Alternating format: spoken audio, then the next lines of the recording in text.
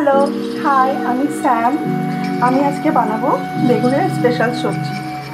কারণ সবাই কেউ কেউ বেগুন খেতে ভালোবাসে, আবার কেউ কেউ খেতে। আমি প্রথম থেকেই বেগুন কেটে রেখে নিয়েছি। কিছুগুলো এরকমভাবে রেখেছি, যেগুলো খুব বড় ছিল সেগুলোকে দু পিস করে দিয়েছি, আর যেগুলো ছোট্ট ছিল সেগুলোকে এমনিভাবে আমি কেটে নিয়েছি। এবার আমি কড়াইতে তেল গরম করতে দিয়ে দিয়েছি। তেল গরম হওয়ার পরে আমি ওখানে গোটা মশলা দিয়ে দেবো। গোটা মশলার মধ্যে আমি দেবো প্রথমে জিরা ফোড়ন,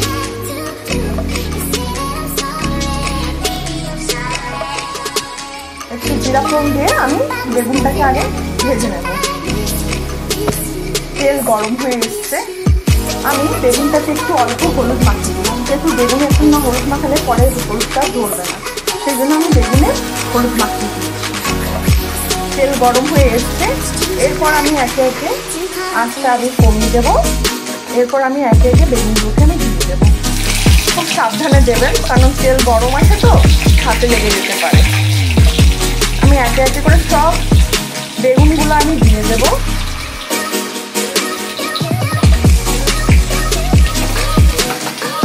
আমি বেগুনগুলোকে সব দিয়ে দিয়েছি।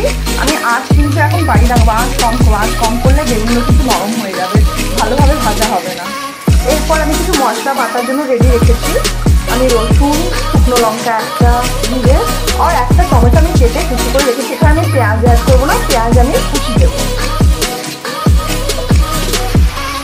এরপর আমি এখানে আলু সেদ্ধ করে রেখেছি, আর কিছু মটর আর কর্ন আছে এখানে, এগুলো আমি এটাকে মিক্স করবো। বেগুনগুলো কি সুন্দর ভাজা হয়ে আসছে, আমি একটু ওপর নিচ করে নেড়ে দিই। ভালো করে ওপর নিচ করে নেড়ে দিলে আরও ভালো করে ভাজা হয়ে যাবে। আমি কিন্তু আঁচ এখনও কম করিনি, আঁচের ফ্লেমটা বাড়িয়ে রাখবেন, কারণ না হয় বেগুনে খুব তেল টানে। তেল ঠান্ডা হয়ে গেলে বেগুন খুব তেল টেনে নেয়।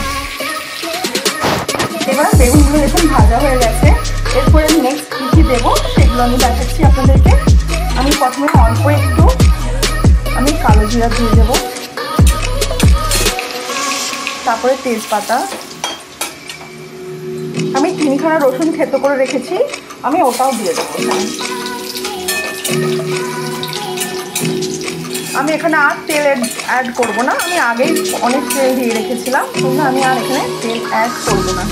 এবার এটা ভাজা হয়ে গেলে আমি পেঁয়াজগুলো দিয়ে দেবো। একটা পেঁয়াজ আমি কুচি করে রেখেছিলাম, আমি পেঁয়াজগুলো দিয়ে দিচ্ছি। পেঁয়াজগুলো একটু রেড ব্রাউন পর্যন্ত, অনিয়নগুলো ফ্রাই হয়ে এসছে ব্রাউন। এরপর আমি একটা টমেটো কুচি আমি দিয়ে দেবো, আর একটা টমেটো আমি পেস্ট করে নিয়েছি মশলার সঙ্গে, যেটা আপনাদেরকে প্রথমে আমি দেখিয়ে দিয়েছিলাম। আমি ভালো করে মিক্স করে নেব। এবার আমি এখানে তিনটে কাঁচা লঙ্কা দিয়ে দেবো।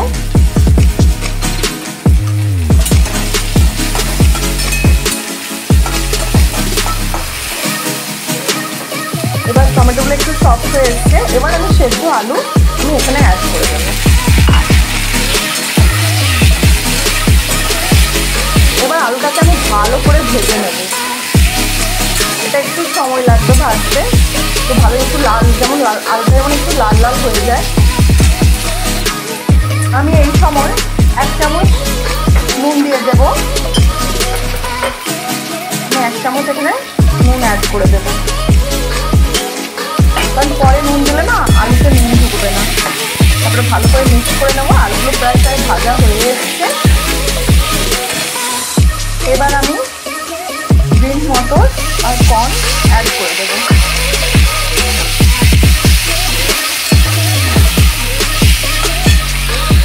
এরপরে আমি কিছু মশলা অ্যাড করবো, হলুদ গুঁড়ো, ধনে গুঁড়ো, জিরে গুঁড়ো, গরম মশলা আর একটু চিনি। আমি সব এখানে নিয়ে নিচ্ছি, আমি এগুলো পুরো এখানে অ্যাড করে দেবো।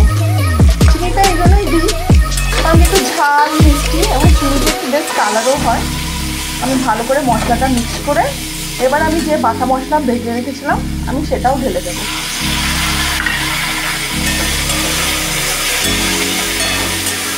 এবার দেখুন কালারটা খুব সুন্দর এসে যাবে, মনেই হবে না যে কোনো অন্য কালার অ্যাড করেছি, কারণ টমেটোটা এত সুন্দর লাল। দেখছেন সবজিটা বেশ সুন্দর, এখন থেকেই রং আসতে শুরু হয়ে গেছে। এবার একটু কিছুক্ষণ ভাজা হয়ে যাক, তারপরে আমি একটু ঢাকিয়ে দেবো, তারপরে একটু স্টিম হয়ে যাওয়ার পরে লাস্টে আমি বেগুনটা অ্যাড করব। এবার আমি অল্প ধনে পাতা কাটা দিয়ে দেব।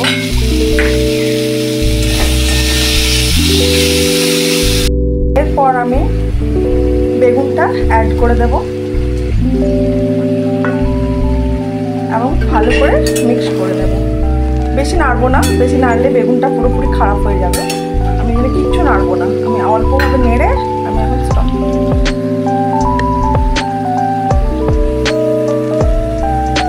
কি সুন্দর তরকারিটা রেডি হয়ে এসেছে। এরপর আমি এটাতে একটু অল্প ম্যাগি মশলা ম্যাজিক দিয়ে দেবো, বেশি না একটু, কারণ বেশি দিয়ে না এটা খুব ভালো টেস্ট আছে, মানে অল্প দিতে হয় এই মশলাটা, খুব বেশি মাত্রায় দিয়ে না। সবজি রেডি হয়ে এসছে প্রায়।